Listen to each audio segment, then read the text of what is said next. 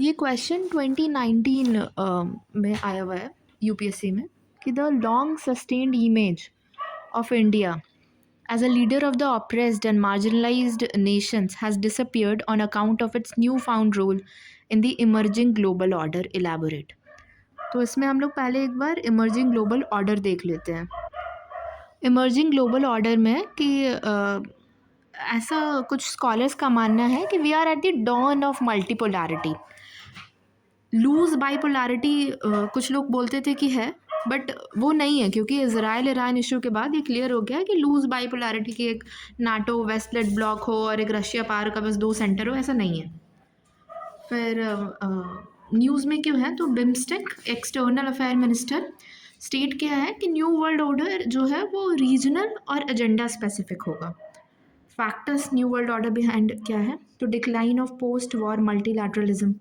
इसका एग्जाम्पल है traditional institutions जो है जैसे United Nation struggle to manage modern conflicts, Russia Ukraine war या Gaza crisis.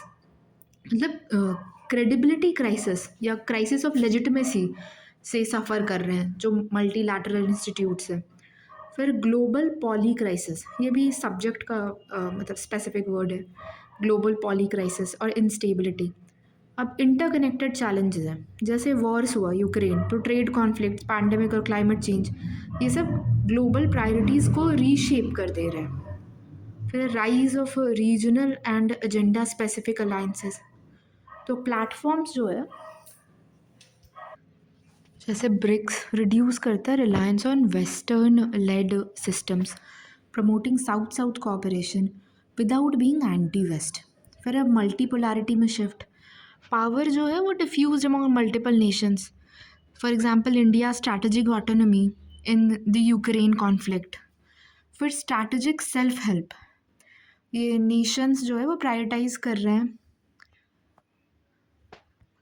resilience in supply chain, energy, disaster response. Example BIMSTEC for regional cooperation. फिर opportunity for India in an emerging world order क्या है, first is voice of the global South, ये non western democracy को promote करता है। In fact कहते हैं ना कि इंडिया डेमोक्रेसी का टेस्ट केस है। If democracy can work in a country as big as India and as diverse as India, तो वो कहीं भी काम हो सकता है फिर उसका।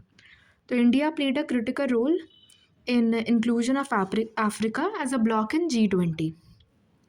Climate diplomacy, green growth, finance reform, ये सबको बैक करता है। ये इंटरनेशनल सोलर अलायंस इसका एग्जाम्पल है।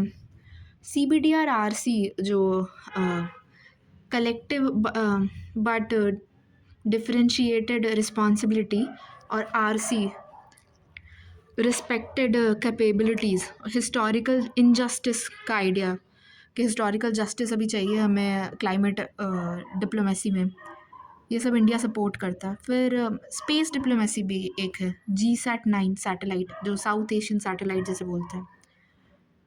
Balanced multipolarity, engages dynamically in platforms promoting diverse agendas, example BRICS, SCO, Quad, I2U2। फिर डिजिटल एंड टेक लीडरशिप, इसमें PDI जो है इंडियन स्टैक, ये through CoWIN, UPI, open network for digital commerce et cetera. Issue based cooperation, example है BIMSTEC, वो connectivity disaster management के लिए, और Indo Pacific economic framework. Challenges क्या है India's role in emerging world order में, तो फ्रैगमेंटेड ग्लोबल कोऑपरेशन, जो डिसफंक्शनल इंस्टीट्यूशन है WTO का, weak in dispute mechanism, appellate tribunal जो है, और वो इंडिया के ट्रेड ग्रोथ को भी लिमिट करता है। 4.3% ग्लोबल ट्रेड शेयर 2023 में था। फिर क्लाइमेट जस्टिस डिवाइड, ये डेवलप्ड वर्सेस डेवलपिंग नेशन का क्लैश है ओवर क्लाइमेट फाइनेंस। फिर जैसे लॉस एंड डैमेज फंड, या फिर GCTP, एक ग्लोबल कॉम्पैक्ट ऑन डेवलपमेंट ऐसे करके। फिर geo political rivalries and regionalism, shift from global to regional blocs, तो ब्रिक्स क्वाड की ओर जो रीजनल ब्लॉक्स है उसकी ओर जो शिफ्ट हो रहा है वो कॉम्प्लिकेट कर रहा है कॉन्सेंसस बिल्डिंग को। फिर डी ग्लोबलाइजेशन एंड प्रोटेक्शनिज्म, तो ट्रेड वॉर, US चाइना, और पॉलिसीज़ लाइक यूरोपियन यूनियन का CBAM, cross border adjusted mechanism, ये हर्ट करता है इंडिया के एक्सपोर्ट कॉम्पिटिटिवनेस को। फिर अदर की चैलेंजेस है balancing ties with US and China, weak diplomatic presence in key regions, unresolved border disputes, and regional tensions. Conclusion है India's vision of a regional agenda specific world order as championed at BIMSTEC reflects the dawn of multipolar, polycrisis resilient diplomacy where collective self help, strategic autonomy, and connectivity redefine global partnership. तो बोल रहे हैं कि India का जो vision है regional agenda specific world order का जो बिम्स्टेक में चैंपियन किया था ये एस जयशंकर का जो स्टेटमेंट था कि रीजनल एजेंडा स्पेसिफिक तो ये डॉन ऑफ मल्टीपोलैरिटी दिखा रहा है पॉलीक्राइसिस रेजिलियंट डिप्लोमेसी और जहाँ पे collective self help strategic autonomy और कनेक्टिविटी ग्लोबल पार्टनरशिप को रीडिफाइन करेगा। हम चलो उस क्वेश्चन पे चलते हैं कि long sustained image of India as a leader of the oppressed and marginalised nations मतलब global south has disappeared on account of its new found role in the emerging global order. Elaborate. इसमें हम इन दोनों sides को balance करना है कि ऐसा नहीं है कि डिसअपियर नहीं हुआ है पूरा। फिर अब इंट्रोडक्शन कि once held as NAM's moral voice, ये अच्छा टर्म है ना कितना, NAM's moral voice for oppressed nations, India today projects itself as a pragmatic power shaping the multipolar global order.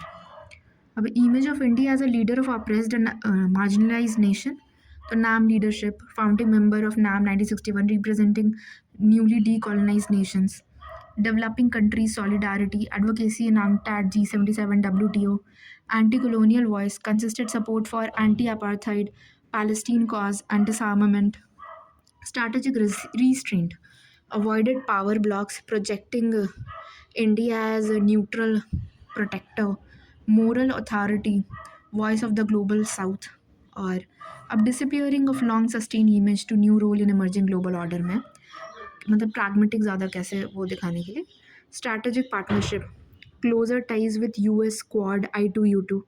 Second is economic diplomacy, pursuit of energy security, trade, technology, and investment.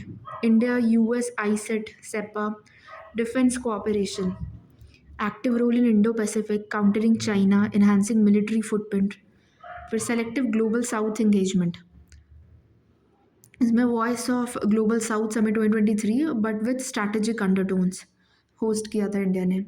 फिर balancing role, multipolarity seek करता है while engaging both west and Russia. For example S-400 Russia से लिया था, आईसेट US के साथ उसका initiative है, कोलैबोरेट किया हुआ उस पर। Climate and technology leadership, initiatives like ISA and CDRI, ये कॉलिशन डिज़ास्टर रिलीफ इनिशिएटिव जो है। रिफ्लेक्ट इशू बेस्ड कॉलिशंस बियॉन्ड नाम, मतलब इशू बेस्ड हम कर रहे हैं। फिर अब ये हमें जस्टिफाई करना है कि मार्जिनलाइज नेशन अभी भी इम्पॉर्टेंट है, तो however India still upholds leadership of marginalize nation. Example में G20 मतलब जो सब्सटैंशिएट करने के लिए पॉइंट्स है, first is G20 presidency championed debt relief, digital public infrastructure and food security for global south. इसमें हम ये भी बता सकते हैं कि AU जो अफ्रीकन यूनियन है उसका इंक्लूजन G20 में वो भी इंडिया के प्रेसिडेंसी में ही हुआ था। फिर development of partnerships, lines of credit, ITEC training, vaccine diplomacy, vaccine मैत्री।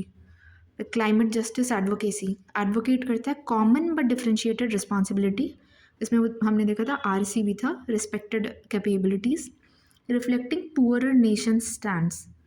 For strategic autonomy, still resists being subsumed under Western alliance. Example UN resolution on Ukraine war.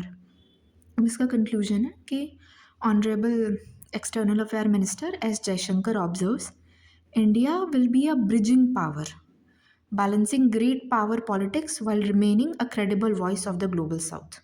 ये बहुत सही है, bridging power रहेगा, बैलेंस करेगा great power politics while remaining a credible voice of the global south.